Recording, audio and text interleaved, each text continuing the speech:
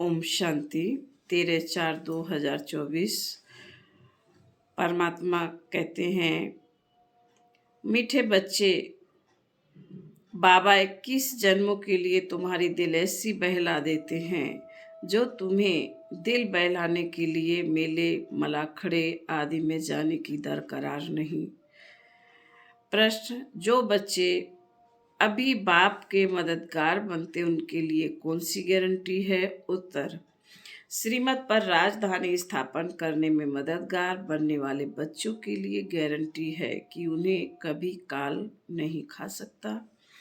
सतयुगी राजधानी में कभी अकाले मृत्यु नहीं हो सकती। मददगार बच्चों को बाप द्वारा ऐसी प्राइज मिल जाती है जो 21 पीढ़ी तक अमर बन जाते हैं। ओम शांति। बने बनाए सृष्टि चक्र अनुसार कल्प पहले मुआफिक शिव भगवान वाच। अब अपना परिचय तो बच्चों को मिल गया, बाप का भी मिल गया, बाप का भी परिचय मिल गया। बेहद के बाप को तो जान लिया और बेहद की सृष्टि के आदि मदंत को भी जान लिया। नंबरवार पुरुषार्थ अनुसार कोई अच्छी रीति जान जाते हैं जो फिर समझा भी सकते हैं, कोई अधूरा, कोई कम। जैसे लड़ाई में भी कोई कमांडर चीफ, कोई कैप्टन, कोई क्या बनते हैं। राजाई की माला में भी कोई साहूकार प्रजा, कोई गरीब प्रजा। नंबरवार हैं। बच्चे जानते हैं बरोबर हम खुद श्रीमत पर, सृष्टि पर श्रेष्ठ राजधानी स्थापन कर रहे हैं। जितनी जितनी जो मेहनत करते हैं उतनी उतनी बाप की प्राइज मिलती है। आजकल शांति के लिए राय देने वालों को भी प्राइज मिलती है, तुम बच्चों को भी प्राइज मिलती है। वह उनको नहीं मिल सकती, उनको हर चीज अल्पकाल के लिए मिलती है। तुम बाप की श्रीमत पर अपनी राजधानी स्थापन कर रहे हो, सो भी 21 जन्म 21 पीढ़ी के लिए गारंटी है। वहां बचपन व जवानी में काल खाता नहीं। यह भी जानते हो ना, मन नाचित था। हम ऐसे स्थान पर आकर बैठे हैं जहां तुम्हारा यादगार भी खड़ा है, जहां 5000 वर्ष पहले भी सर्विस की थी। दिलवाड़ा मंदिर, अचल घर, गुरु शिखर, सतगुरु भी ऊंचे ते ऊंचे तुमको मिला है, ऊंचे ते ऊंच तुमको मिला है, जिसका यादगार बनाया हुआ है। अचल घर का भी राज तुम समझ गए हो। वह हुई घर की महिमा। तुम ऊंच ते ऊंच पद पाते हो तो अपने पुरुषार्थ से। यह वंडरफुल तुम्हारा जड़ यादगार है, वहां ही तुम चैतन्य में आकर बैठे हो। यह सब है रूहानी कारोबार जो कल्प पहले चली थी, उनका पूरा यादगार यहाँ है। नंबर 1 यादगार है। जैसे कोई बड़ा इम्तहान पास करते हैं तो उनके अंदर खुशी यानी रौनक आ जाती है।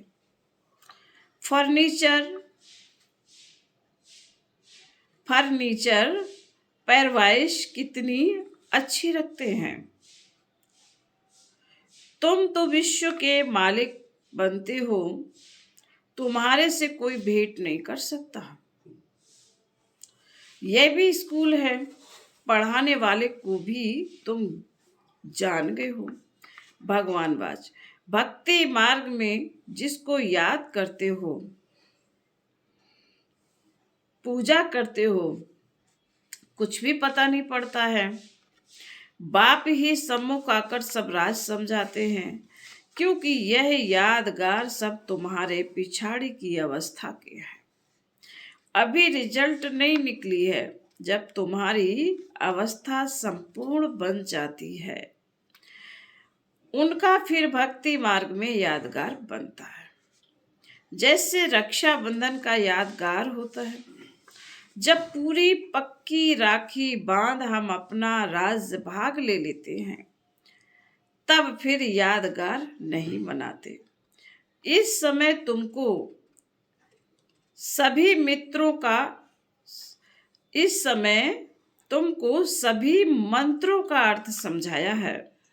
ओम का अर्थ समझाया है। ओम का अर्थ कोई लंबा नहीं है। ओम का अर्थ है अहमात्मा मम शरीर। अहमात्मा, यह मेरा शरीर। अज्ञान काल में भी तुम देह अभिमान में रहते हो तो अपने को शरीर समझते हो। दिन प्रतिदिन भक्ति मार्ग नीचे गिरता जाता है, तमो प्रधान बनता जाता है। हर चीज पहले सतो प्रधान होती है। भक्ति भी पहले सतो प्रधान थी।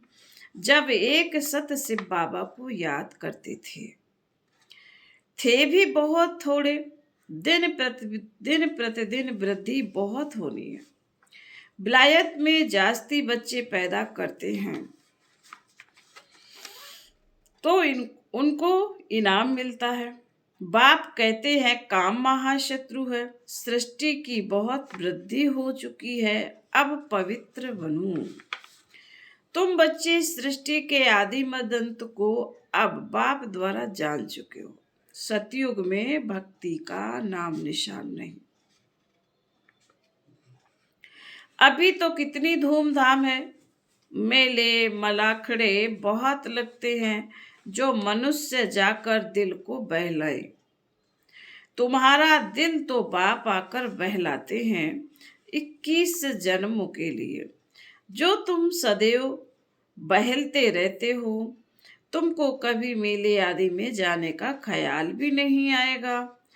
कहाँ भी मनुष्य जाते हैं सुख के लिए, तुमको कहाँ पहाड़ों पर जाने की दरकार नहीं। यहाँ देखो कैसे मनुष्य मरते हैं।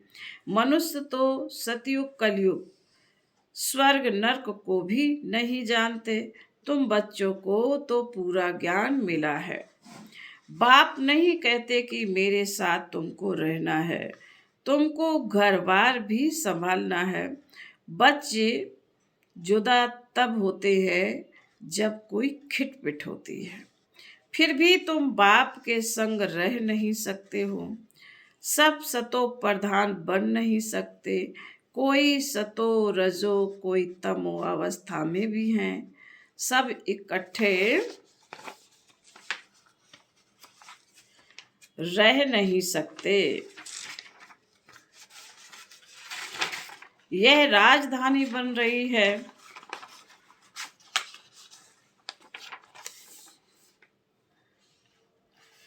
जो जितना जितना बाप को याद करेंगे उस अनुसार राजधानी में पद पाएंगे। मुख्य बात है ही बाप को याद करने की। बाप स्वयं बैठ ड्रिल सिखलाते हैं। यह है डेड साइलेंस। तुम यहाँ जो कुछ देखते हो उनको देखना नहीं है। देह सहित सब त्याग करना है। तुम क्या देखते हो? एक तो अपने घर को और पढ़ाई अनुसार जो पद पाते हो। उस सतयुगी राजाई को भी तुम ही जानते हो।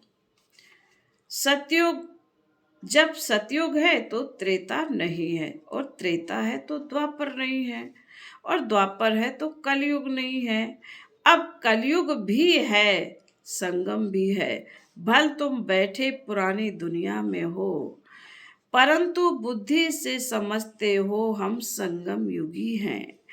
कलयुग किसको कहा जाता है यह तुम जानते हो। पुरुषोत्तम वर्ष, पुरुषोत्तम मास, पुरुषोत्तम दिन भी इस पुरुषोत्तम संगम पर ही होता है। पुरुषोत्तम बनने की घड़ी भी इस पुरुषोत्तम युग में ही है।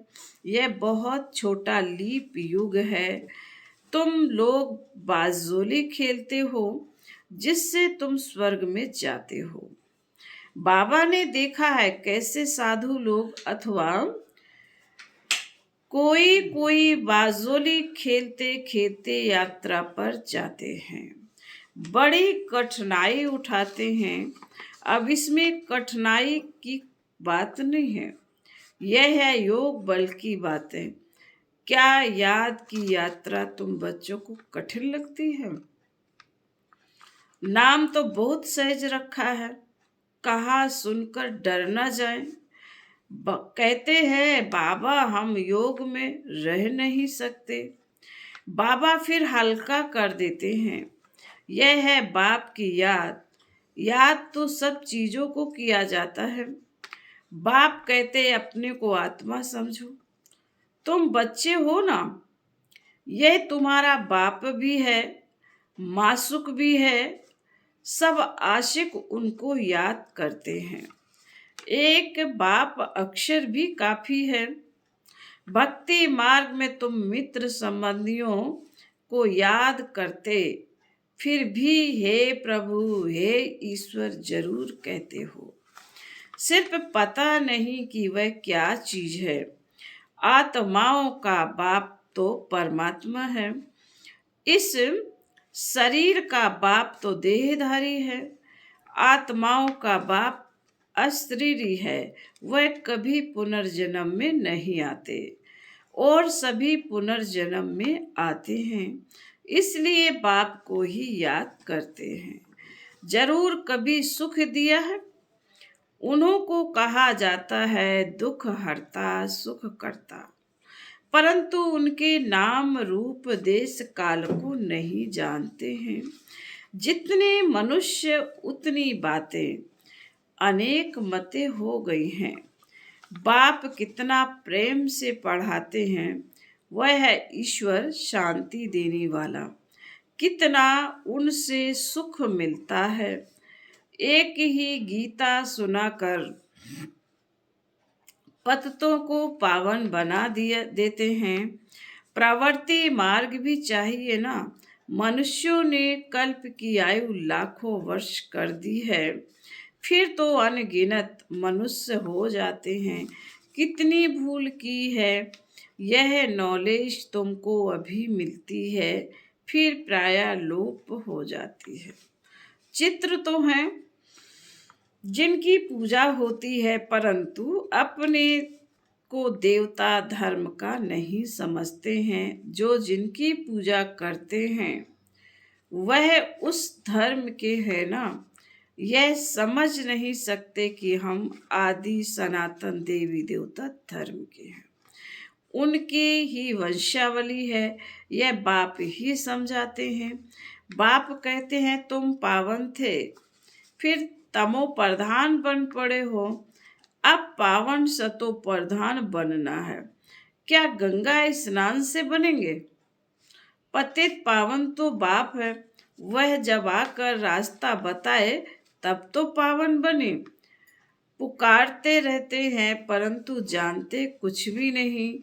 आत्मा पुकारती है आर्गंश द्वारा कि हे पतित पावन बाबा हमको आकर पावन बनाओ। सब पतित हैं, काम चिता पर जलते रहते हैं। यह खेल ही ऐसा बना हुआ है, फिर बाप आकर सबको पावन बना देते हैं। यह बाप संगम पर ही समझाते हैं। सतयुग में होता है एक धर्म, बाकी सब वापस चले जाते हैं। तुम ड्रामा को समझ गए हो जो और कोई नहीं जानते। इस रचना का आदि मध्य अंत क्या है, ड्यूरेशन कितना है, यह तुम ही जानते हो। वह सब है शूद्र, तुम हो ब्राह्मण। तुम भी जानते हो नंबरवार पुरुषार्थ अनुसार। कोई गफलत करते हैं तो उनके रजिस्टर से दिखाई पड़ता है कि पढ़ाई कम की है। कैरेक्टर्स का रजिस्टर होता है, यहाँ भी रजिस्टर होना चाहिए। यह है याद की यात्रा। जिसका कोई को भी पता नहीं है। सबसे मुख्य सब्जेक्ट है याद की यात्रा। अपने को आत्मा समझ बाप को याद करना है। आत्मा मुख से कहती है हम एक शरीर छोड़ दूसरा लेते हैं। यह सब बातें यह ब्रह्मा बाबा नहीं समझाते, परंतु ज्ञान सागर परमपिता परमात्मा इस रथ में बैठ सुनाते हैं। कहा जाता है गौमुख। मंदिर भी यहाँ बना हुआ है जहाँ तुम बैठे हो। जैसे तुम्हारी सीढ़ी है वैसे वहाँ भी सीढ़ी है। तुमको चढ़ने में थकावट नहीं होती। तुम यहाँ आए हो बाप से पढ़कर रिफ्रेश होने के लिए। वहाँ गोरख धंधा बहुत रहता है। शांति से सुन भी नहीं सकेंगे। संकल्प चलता रहेगा कोई देख ना ले, जल्दी घर जाऊं। कितना ओना यानी चिंता रहता है। यहाँ कोई भी ओना नहीं। जैसे हॉस्टल में रहते हैं यहाँ ईश्वरीय परिवार है। शांति धाम में भाई भाई रहते हैं। यहाँ है भाई बहन, क्योंकि यहाँ पार्ट बजाना है तो भाई बहन चाहिए। सतयुग में भी तुम ही आपस में भाई बहन थे। उनको कहा जाता है अद्वैत राजधानी। वहाँ लड़ाई झगड़ा कुछ नहीं होता। तुम बच्चों को पूरी नॉलेज मिली है कि हम 84 जन्म लेते हैं। जिसने जास्ती भक्ति की है उनका हिसाब भी बाप ने बताया है। तुम ही शिव की अभ्यचारी भक्ति करना शुरू करते हो, फिर वृद्धि हो जाती है। वह है सब भक्ति। ज्ञान तो एक ही होता है। तुम जानते हो हमको शिव बाबा पढ़ाते हैं। यह ब्रह्मा तो कुछ भी नहीं जानते थे। जो ग्रेट ग्रेट ग्रैंडफादर था वह इस वह इस समय बने हैं, फिर मालिक बनते हैं। तत्तत्वम एक तो मालिक नहीं बनेंगे ना। तुम भी पुरुषार्थ करते हो। यह है बेहद का स्कूल। इनकी ब्रांचेस ढेर होंगी, गली गली घर घर में हो जाएंगी। कहते हैं हमने अपने घर में चित्र रखे हैं। मित्र संबंधी आदि आते हैं तो उनको समझाते हैं। जो इस झाड़ के पत्ते होंगे वह आ जाएंगे। उन्हों के कल्याण के लिए तुम चित्र रखते हो। चित्रों पर समझाना सहज होगा। शास्त्र तो ढेर पढ़े हैं, अब सब भूलने हैं। बाप पढ़ाने वाला वही सच्चा ज्ञान सुनाते हैं।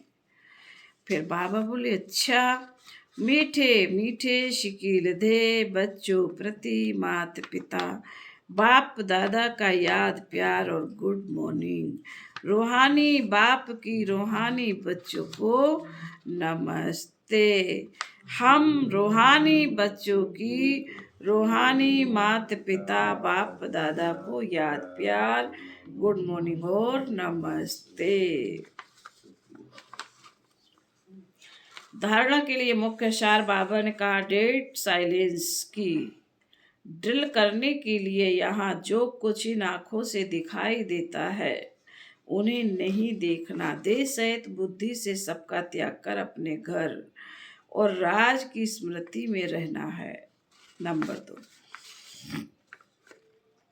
अपने कैरेक्टर्स का रजिस्टर रखना है। पढ़ाई में कोई गफलत नहीं करनी है। इस पुरुषोत्तम संगम युग पर पुरुषोत्तम बनना और बनाना है। आज का वरदान है सदा सर्व प्राप्तियों से भरपूर रहने वाले, हर्षित मुख हर्षित चित्त भव।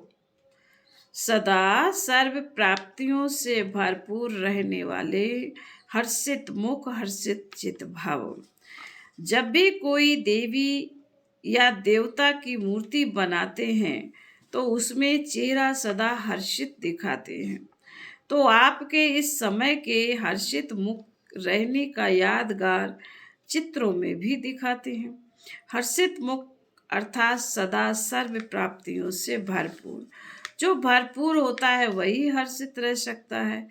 अगर कोई भी अप्राप्ति होगी तो हर्षित नहीं रहेंगे। कोई कितना भी हर्षित रहने की कोशिश करे, बाहर से हंसेंगे लेकिन दिल से नहीं। आप तो दिल से मुस्कुराते हो क्योंकि सर्व प्राप्तियों से भरपूर हर्षित चित है। स्लोगन: पास विद ऑनर बनना है तो हर खजानों का जमा खाता भरपूर हो। पास विद ऑनर बनना है तो हर खजाने का जमा खाता भरपूर हो। ओम शांति।